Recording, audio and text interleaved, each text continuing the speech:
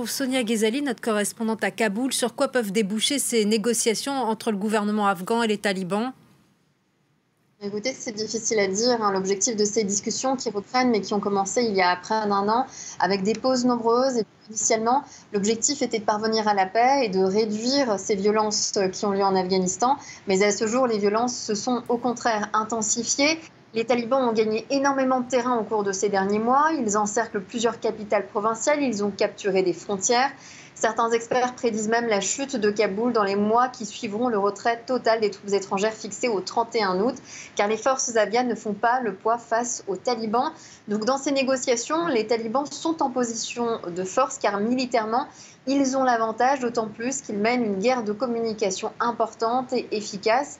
Il y a quelques jours, les talibans ont proposé un cessez-le-feu au président Ashraf Ghani contre la libération de 7000 prisonniers et contre le retrait du nom des leaders talibans de la liste internationale des terroristes. Avec un cessez-le-feu, ils pourront alors installer dans le temps leurs dernières conquêtes. Le gouvernement afghan, lui, qui est très fragilisé, perdrait, s'il l'accepte, les derniers moyens de pression dont il dispose. Un taliban en position de force. Donc un avion a décollé ce matin de Kaboul. Des ressortissants français ont quitté le pays. Oui, à l'appel de l'ambassade de France qui a affrété donc un avion spécial ce matin pour rapatrier les ressortissants français. Et sur la centaine de Français présents en Afghanistan, une trentaine seulement a répondu à cet appel et a donc embarqué à 8 heures pour Paris. Ces Français étaient des employés de l'ambassade de France essentiellement, ainsi que quelques personnes indépendantes qui travaillent en Afghanistan.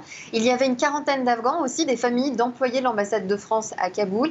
Et ces employés étaient accompagnés de leurs familles pour des adieux très émouvants, parce que vous pouvez l'imaginer, il est très difficile pour eux de partir en laissant leur famille ici en Afghanistan, alors que la situation sécuritaire se dégrade considérablement jour après jour.